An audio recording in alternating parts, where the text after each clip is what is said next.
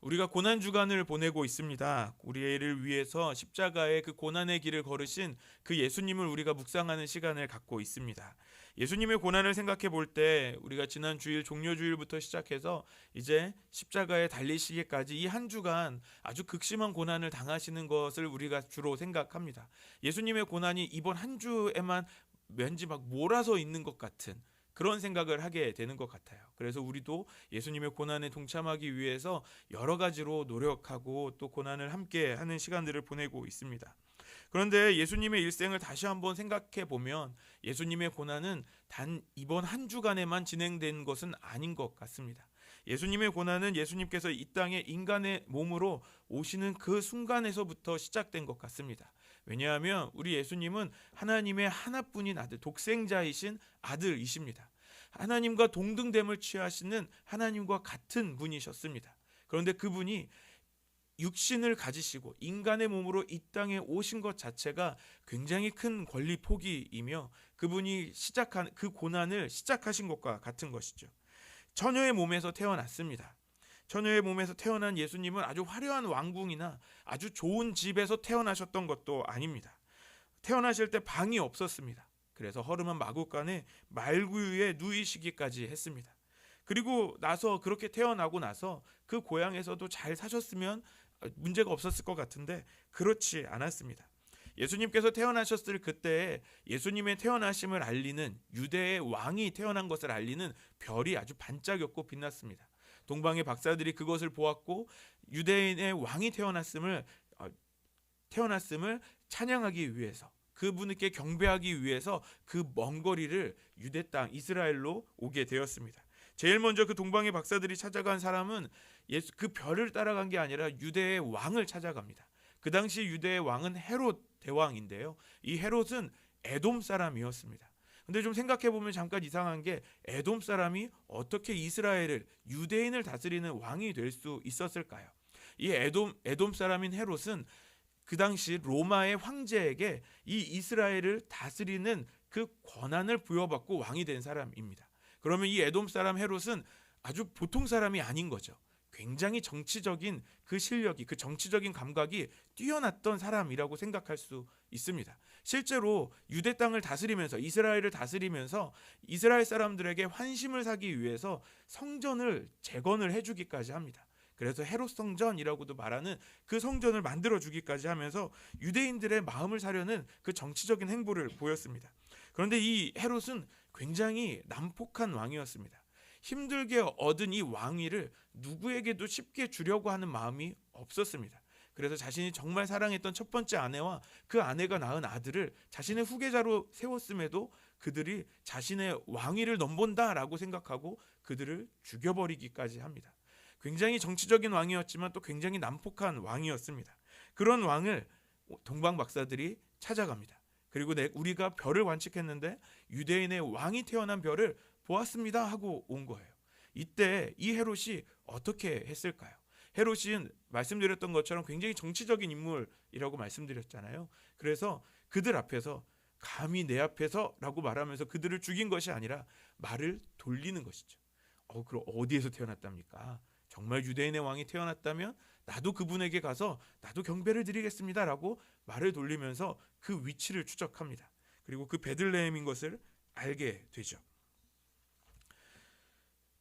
결국 어떤 일들이 벌어집니까? 예수님께서 태어나시고 난 다음에 또 동방 박사들이 예수님을 찾아 떠난 다음에 그 베들레헴을 추적해내고 그 베들레헴에서 2살 이하의 남자아이들을 모두 죽여버리게 되는, 죽이라고 명령하게 되는 아주 비극적인 상황이 일어납니다. 예수님께서 이 땅에 태어나셨습니다. 아주 복된 소식이죠. 놀라운 소식이죠. 너무 기쁜 일입니다. 그런데 예수님은 이제 그의 목숨이 위협당하는 그런 어려운 고난을 당하시기 시작한 것입니다. 그래서 예수님이 태어나셨을 때 천사가 요셉에게 다시 나타나서 이집트로 피신하라고 먼저 말씀해 주십니다. 그리고 그 아기 예수님은 태어나자마자 이집트로 피난해야만 하는 그 고난의 시간들을 겪게 되는 것입니다.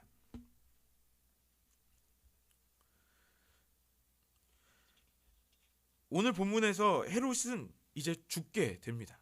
헤롯의 죽음도 굉장히 아주 아주 안 좋게 죽어요. 이게 이 헤롯이 가지고 있었던 그 왕권을 지키고자 했던 그 악독한 마음이 얼마나 셌는지, 그 스트레스가 얼마나 컸는지 그 안에 있는 내장이 썩어갔다라고 얘기합니다.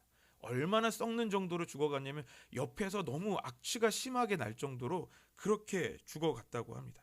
그렇게 헤롯은 죽어갑니다. 하지만 예수님의 고난은 계속됩니다.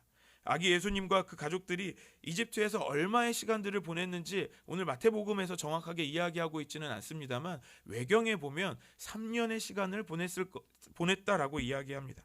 실제로 이집트에 가면 아기 예수님과 그 가족들이 피난했던 곳을 기념해서 아기 예수 피난교회가 있답니다. 제가 가서 정말 봤으면 사진이라도 보여드리고 싶은데 정말 가보고 싶습니다. 언젠가 갈 수 있겠죠. 요셉의 꿈에 또 다시 천사가 나타납니다. 헤롯이 죽었다라는 것을 전해주시는 거죠. 우리 19절에서 21절까지 말씀 같이 읽어보겠습니다. 시작. 헤롯이 죽은 뒤에 주님의 천사가 요셉에게 꿈에 나타나서 말하였다. 일어나서 아기와 그 어머니를 데리고 이스라엘 땅으로 가거라. 그 아기의 목숨을 노리던 자들이 죽었다. 요셉이 일어나서 아기와 그 어머니를 데리고 이스라엘 땅으로 들어왔다. 천사가 그 아기의 목숨을 노리던 자들이 죽었다라고 말합니다. 어디서 많이 들어본 내용 같지 않으신가요? 출애굽기에서 하나님께서 모세를 다시 애굽으로 보내실 때 하셨던 말씀과 굉장히 비슷합니다. 출애굽기 4장 19절 말씀 같이 보겠습니다. 시작. 주님께서 미디안에서 모세에게 말씀하셨다. 돌아가거라. 너의 목숨을 노리던 사람들이 모두 죽었다. 하나님께서 모세를 택하셔서 이스라엘을 이집트의 종으로 살고 있던 이스라엘을 구원하시기 위하여서 이집트로 다시 돌려보내실 때 그렇게 말씀하셨던 것처럼 이제 예수님께서 이스라엘 땅에 있는 하나님의 잃어버린 주의 백성들을 구원하시기 위해 다시 이스라엘로 보내시는 것처럼 보입니다. 그런데 문제는 여기에서 끝나지 않는다는 것입니다. 22절 말씀 같이 읽겠습니다. 시작. 그러나 요셉은 아켈라오가 그 아버지 헤롯을 이어서 유대 지방의 왕이 되었다는 말을 듣고 그곳으로 가기를 두려워하였다. 그는 꿈에 지시를 받고 갈릴리 지방으로 물러가서 헤롯의 아들 아켈라오가 그 헤롯을 이어서 유대 지방의 왕이 되었다라는 것을 알게 되었다는 겁니다.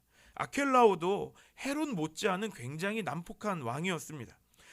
그 헤롯에게는 3명의 아들이 있었습니다.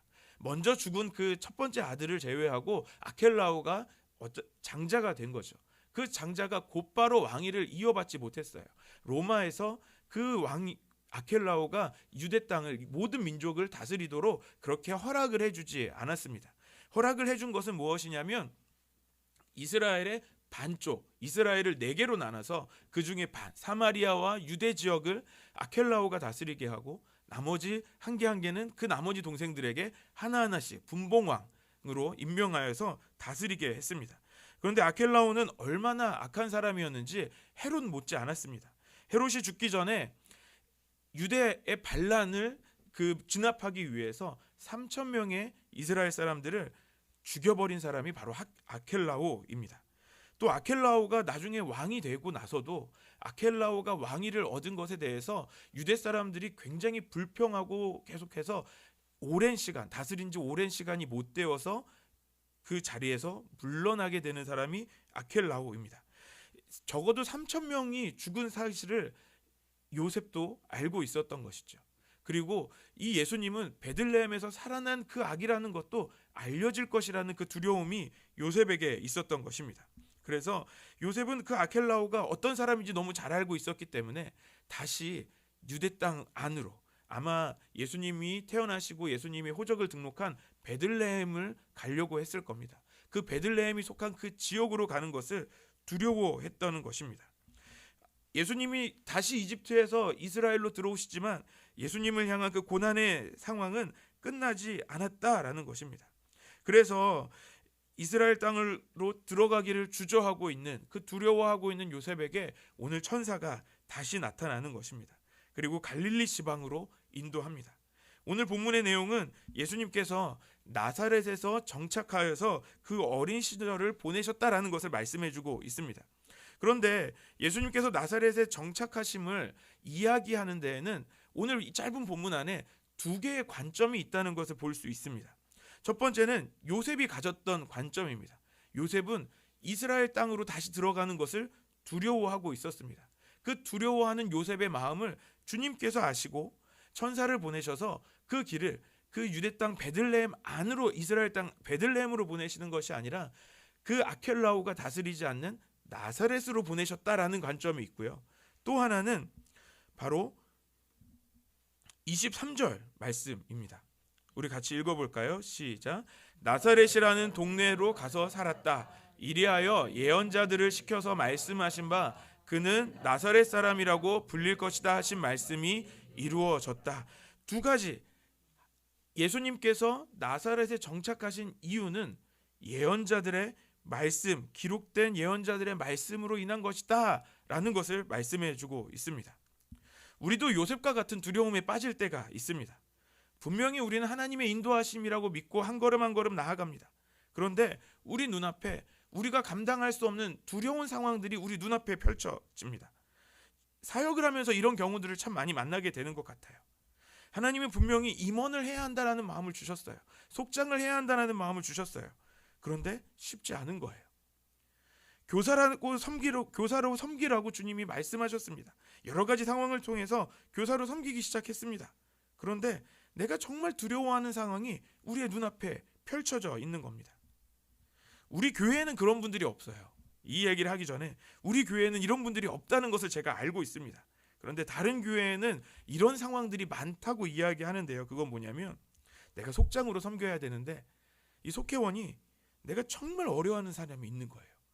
내가 정말 이야기하고 싶지 않은 사람이 눈앞에 있는 거예요. 교사로서 섬길 때도 마찬가지죠. 내가 한 번도 가르쳐 본 적이 없는데 어떻게 가르쳐야 되지? 또 내가 감당할 수 없는 저런 아이들을 어떻게 섬겨야지? 하는 그런 상황들이 우리한테 일어난다는 것입니다. 우리 중에는 그런 분들이 거의 없으시겠지만 만약에 우리가 그런 경우를 만나게 된다면 여러분 어떻게 하시겠습니까? 임원하고 다시 물려야 될까요? 목사님 저 속장을 못하겠습니다. 목사님 저 교사는 못하겠습니다. 전도사님 왜 저를 교사시켰어요 하면서 원망하시겠습니까? 정말 막말로 그냥 도망가 버리면 또 그만일 것도 같습니다.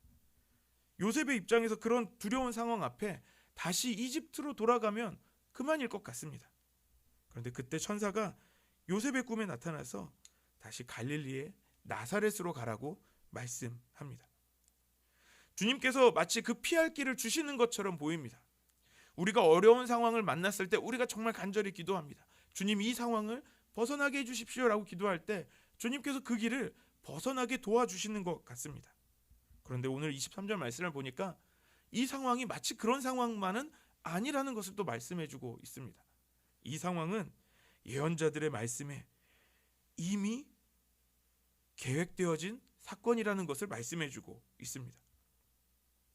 구약 성경에서 메시아가 나사렛이란 동네에 살 것이란 말씀을 찾아보면 없습니다. 심지어 나사렛이라는 지명도 나오지 않습니다. 그럼 지금 무슨 내용을 말씀드리는 것일까요? 먼저 이 예언자들이라는 표현이 어떤 표현인지 우리가 알 필요가 있습니다. 이 예언자들은 구약에서 나온 그런 선지자들, 예언자들을 말하는 것인데요.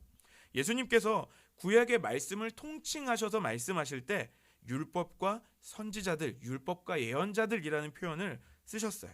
마태복음 5장 17절 말씀 읽어볼까요? 시작. 내가 율법이나 예언자들의 말을 폐하러 온 줄로 생각하지 말아라. 폐하러 온 것이 아니라 완성하러 왔다.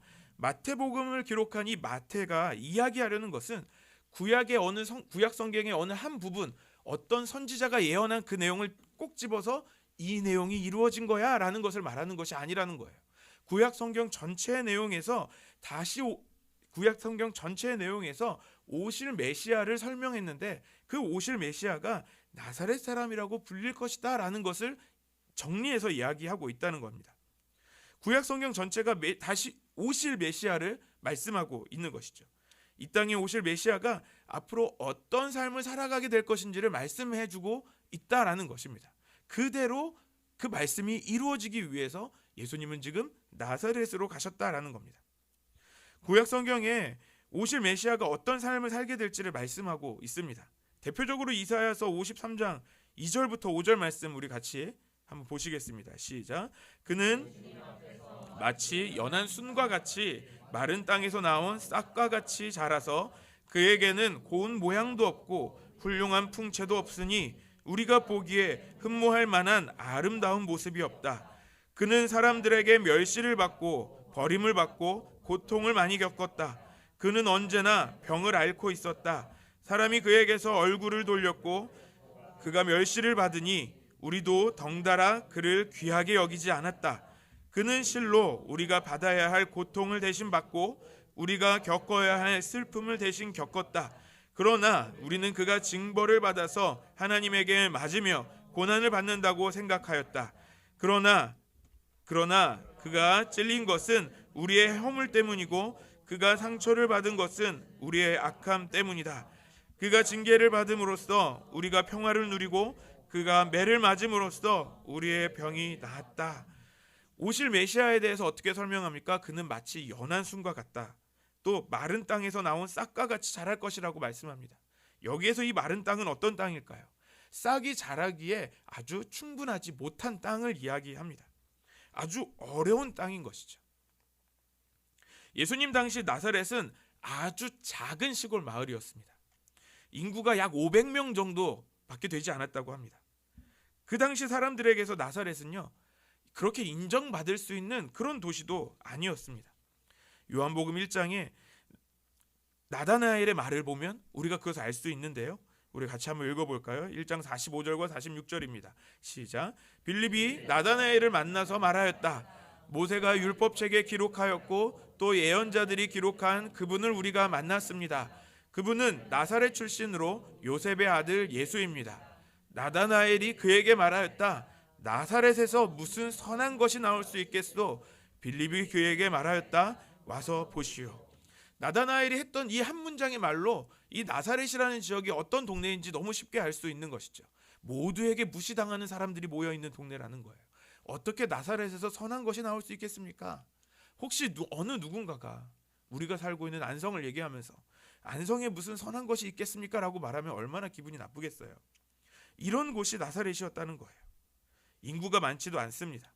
문화적으로 경제적으로도 크게 발전한 도시가 아니라는 겁니다. 살기 어려운 동네입니다.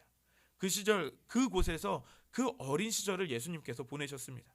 예수님의 아버지였던 요셉은 어떤 역할을 했습니까? 목수였죠. 목수로서의 요셉이 그렇게 부유했던 사람도 아닙니다.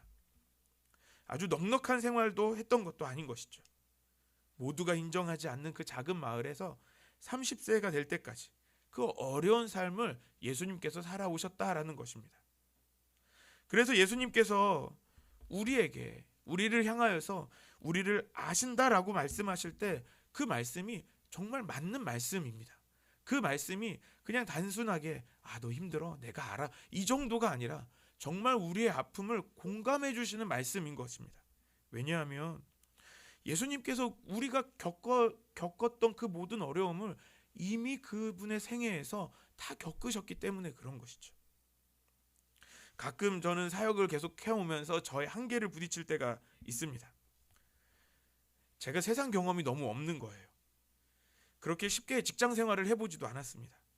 또 신학교 나와서 그냥 선교단체에서만 열심히 사역하고 그 안에서만 살았습니다. 그래서 때로는 제가 세상을 잘 모르는 것 같을 때가 있습니다. 그래서 누가 힘들고 어렵다라고 말할 때 참 공감해 주는 게 어려울 때가 실은 많습니다. 그런데 예수님은 그렇지 않으신 거예요. 예수님은 우리가 경험한 그 모든 고통들을 우리와 같은 삶을 사셨다는 것입니다. 하나님이셨던 그분이 인간의 몸으로 오셔서 우리의 삶의 밑바닥부터 경험하셨다는 겁니다. 그래서 주님은 누구보다도 우리의 마음을 잘 아십니다. 지극히 가난할 때에 대한 두려움, 어려움, 또 누군가에게 배신당하거나 외면당했을 때 그런 마음 모든 것을 우리 주님은 아시는 것입니다. 나사렛 사람 예수라는 말씀은 우리와 같은 그 인간의 삶을 사셨다라는 것을 말씀해 주시는 것입니다. 마태는 구약 성경의 그 예언서들에서 메시아의 삶을 이야기했다는 것을 말씀해 주고 있습니다. 인간으로서 오신 그 메시아가 그렇게 살아가는 것이 곧 하나님의 뜻이기도 했었던 것입니다. 오늘 예수님의 가족들이 나사렛에 정착하게 되는 것을 보는 두 관점이 있었습니다. 요셉은 아켈라오를 두려워해서 자신을 옮겨주신 것처럼 아마 생각했을 것입니다. 하지만 마태복음의 저자인 마태는 하나님의 뜻이 이루어지는 것이라고 말씀하고 있습니다. 이 두 가지 관점 중에 어떤 것이 정말 맞는 것일까요? 주님께서 주님의 뜻을 이루시는 것이 맞는 것이죠. 우리가 신앙생활을 하면서 우리의 지난 시간들을 돌아볼 때가 있습니다. 그럴 때 하는 말이 있죠. 은혜이죠. 찬양의 가사와 같지 않습니까? 내 삶에 당연한 것 하나도 없었던 것을 모든 것이 은혜였습니다. 성경에도 여러 사람들이 나옵니다. 창세기의 요셉만 봐도 그렇습니다. 아버지의 사랑을 받는 아들이었습니다. 하지만 형들의 미움을 사고 이집트의 종으로 팔려갑니다. 그곳에서 종으로서 또 최선을 다해서 성실히 살아갑니다. 그럼에도 누명을 쓰고 또 감옥에 가요. 하지만 그 감옥 안에서도 또 성실히 살아갑니다. 그리고 그곳에서 나갈 수 있는 한 가지 아주 작은 소망을 갖게 됩니다. 하지만 또 잊혀집니다. 그리고 시간이 흘러서 이집트의 왕의 꿈을 해몽하고 또 이집트의 총리가 되는 반전을 경험합니다. 그리고서 온 지역에 가뭄이 들어서 그의 형들이 이집트의 곡식을 얻기 위해서 찾아오게 되죠. 그렇게 형들을 다시 만난 요셉이 자신이 요셉임을 밝히면서 무엇이라고 고백했을까요?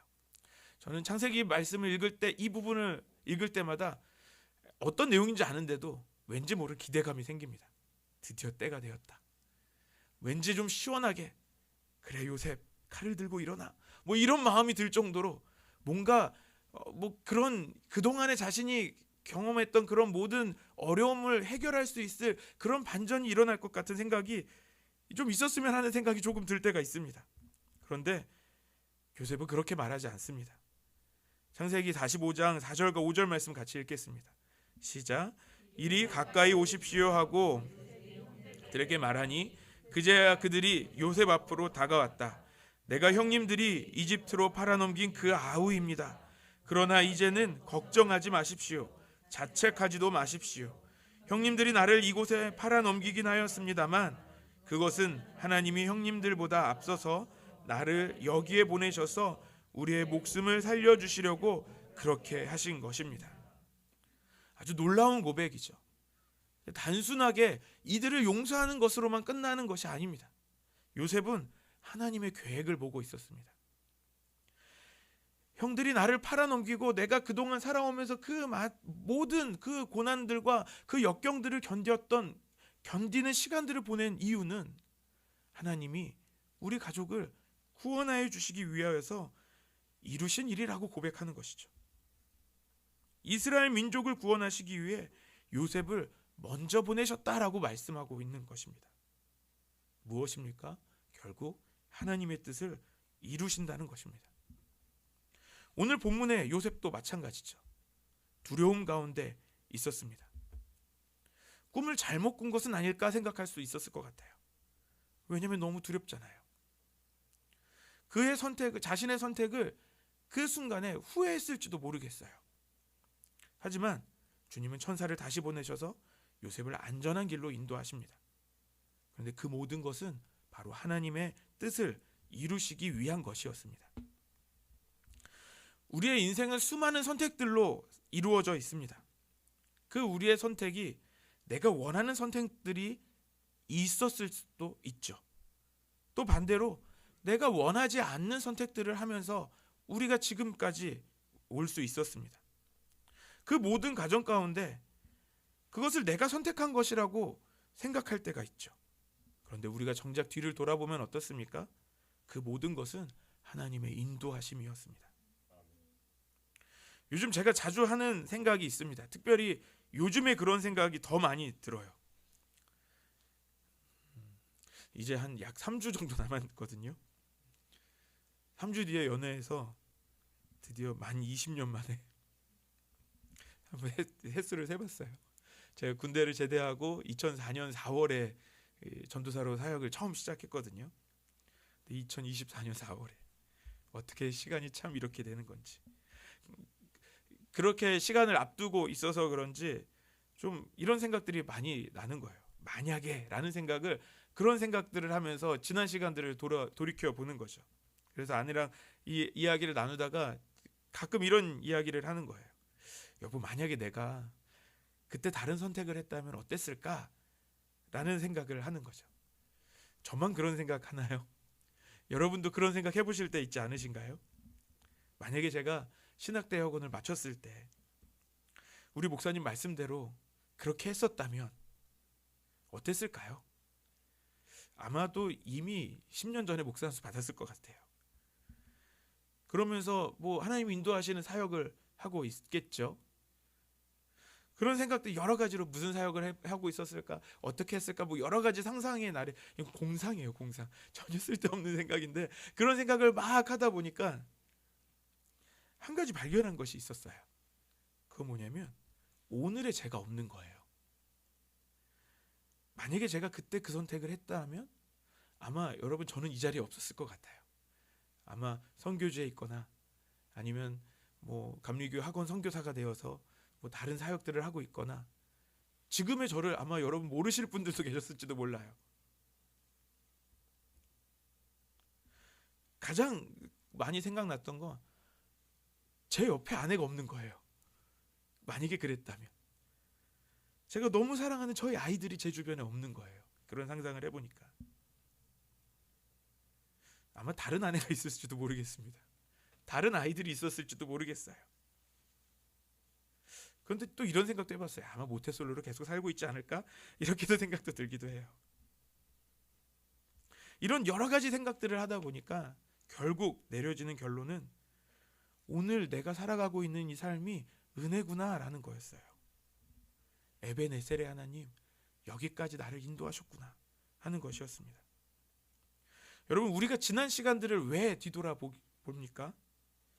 우리에게 후회가 되는 일들이 있어서 그런 거잖아요. 그때의 선택을 되돌리면 막 뭔가 달라질 거라고 생각하지 않습니까? 그런데 정말 우리의 삶을 되돌아보면 정말 어떻습니까? 정말 그 선택이 나의 선택이라고 생각했지만 그것이 아니었던 것입니다. 오늘 요셉이 아켈라오가 두려워서 나사렛으로 옮겨주신 줄 알았는데 아니었다는 겁니다. 그것은 주님의 뜻이었다는 겁니다. 사랑하는 여러분, 하나님은 우리를 인도하십니다. 성도는 그 하나님의 인도하심을 따라가는 사람들입니다. 그렇다면 우리가 어떻게 성도로서, 하나님의 자녀로서 그 하나님의 인도하심을 따라갈 수 있을까요? 선택을 주저하지 않았으면 좋겠습니다. 특별히 순종하기를 선택하는 것을 주저하지 않았으면 좋겠습니다. 우리가 어떤 여러 가지 선택할 것들이 우리에게 놓여 있을 때에 그 가운데 하나님의 뜻에 따르는 것을 선택하는 저와 여러분들 되시기를 바랍니다. 하나님께서 예수님의 태어나심을 준비하셨죠. 그런데 그 예수님의 태어나심을 준비하실 때 특별히 요셉과 마리아를 선택하셨다는 것을 알고 계십니까? 왜 주님은 이 세상의 많은 사람들 중에 특별히 요셉과 마리아를 선택하셨을까요? 요셉과 마리아는 주님의 뜻에 과감하게 순종하기를 선택할 수 있었던 사람들이기 때문에 그렇습니다. 누가복음 1장 34절부터 38절 말씀 같이 보시겠습니다. 시작. 마리아가 천사에게 말하였다. 나는 남자를 알지 못하는데 어떻게 이런 일이 있겠습니까? 천사가 마리아에게 대답하였다. 성령이 그대에게 임하시고 더없이 높으신 분의 능력이 그러므로 태어날 아기는 거룩한 분이요 하나님의 아들이라고 불릴 것이다. 보아라, 그대의 친척 엘리사벳도 늙어서 임신하였다. 임신하지 못하는 여자라 불리던 그가 임신한 지 벌써 6달이 되었다. 하나님께는 불가능한 일이 없다. 마리아가 말하였다. 보십시오, 나는 주님의 여종입니다. 당신의 말씀대로 나에게 이루어지기를 바랍니다. 천사는 마리아에게서 떠났다. 천사가 마리아에게 나타나서 태어나실 아기 예수님에 대해서 이야기합니다. 결혼 전에 임신을 하게 된다는 것은 유대 처녀에게 굉장히 부정한 일이 됩니다. 이것이 발각이 되면, 드러나게 되면 유대의 율법으로 돌에 맞아 죽어도 전혀 문제가 없는 그런 상황입니다. 하지만 마리아는 자신이 갖게 될 그 죽음의 위협보다 하나님의 뜻이 이루어지는 것에 순종합니다. 요셉도 그랬습니다. 요셉은 마리아의 임신을 알고서 조용히 파혼하려고 했습니다. 왜냐하면 마리아에게 부끄러움을 주려고 하지 않았던 거예요. 마리아도 지키고 또 자기 자신도 지키려고 아주 좋은 방법을 생각해냈던 것이죠. 그런데 그때 천사가 요셉의 꿈에 나타나서 요셉에게 설명합니다. 마리아의 임신은 성령으로 된 것이고 자기 백성을 죄에서 구원할 예수께서 낳을 것이다 라는 것을 말씀하는 것입니다. 그리고 마태복음 1장 22절에서 24절 말씀 같이 읽겠습니다. 시작. 이 모든 일이 일어난 것은 주님께서 예언자를 시켜서 이르시기를 보아라 그의 이름을 임마누엘이라고 할 것이다 하신 말씀을 이루려고 하신 것이다. 임마누엘은 번역하면 하나님이 우리와 함께 계시다는 뜻이다. 요셉은 잠에서 깨어 일어나서 주님의 천사가 말한 대로 마리아를 아내로 맞아들였다. 요셉이 이 모든 상황이 하나님의 뜻임을 알았을 때 요셉은 순종합니다. 아주 과감한 선택을 하게 된 것이죠. 자신의 아이가 아닙니다. 하지만 주님의 뜻이기에 순종합니다. 오늘 우리가 후회하게 될 선택은 무엇일까요? 나에게 좋은 것, 그것을 선택하지 못한 것을 후회하게 될까요? 아니면 주님의 뜻을 선택하지 못한 것을 후회하게 될까요?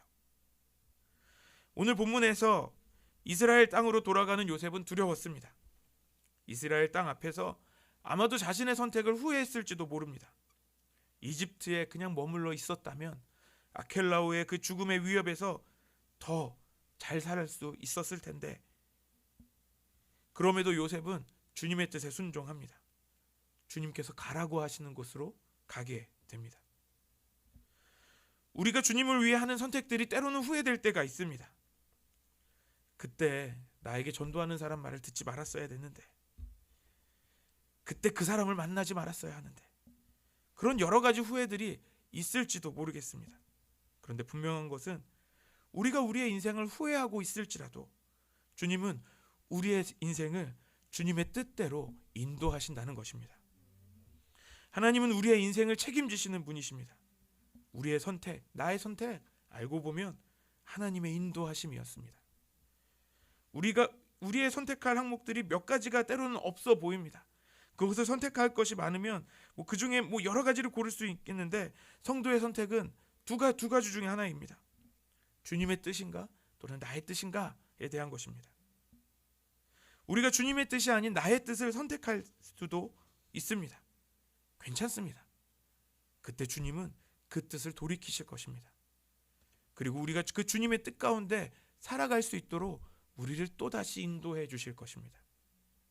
그렇다면 사랑하는 여러분, 오늘 예수님께서 이 나사렛이라는 작은 동네에 들어가시는 이것이 주님의 계획이었습니다. 오늘날 우리가 살아가고 있는 지금 이 현재가 주님의 계획 가운데 살아가고 있는 것인 줄 믿습니다. 우리를 선택하시고 우리를 인도하시는 그 은혜를 우리가 날마다 경험하게 되기를 소망합니다. 하나님께서 우리 안성열린교회를 주님의 뜻으로 이 땅 위에 세워주셨습니다. 우리 모두가 그 주님의 뜻을 이루는 우리 안성열린교회 되기를 소망합니다. 우리 다 같이 기도하시겠습니다. 지금도 살아 역사하시는 하나님 감사합니다. 우리의 삶의 선택들을 보며 나 혼자 걸어온 것이라고 믿었습니다. 내 삶의 성공과 실패가 나 스스로 맺은 열매라고 생각했습니다. 하지만 이 모든 것이 주님의 은혜임을 고백합니다. 우리의 모든 시간들을 인도하시고 역사하시는 그 은혜에 감사드립니다. 우리의 모든 선택들을 책임져 주시고 우리를 인도하신 주님 감사드립니다. 앞으로 우리의 선택이 나를 위한 선택이 아니라 주님을 위한 선택이 되게 하여 주옵소서. 후회하지 않고 믿음으로 주님을 선택하는 성도 우리 교회가 되게 하여 주옵소서. 예수님의 이름으로 감사하며 기도드립니다. 아멘.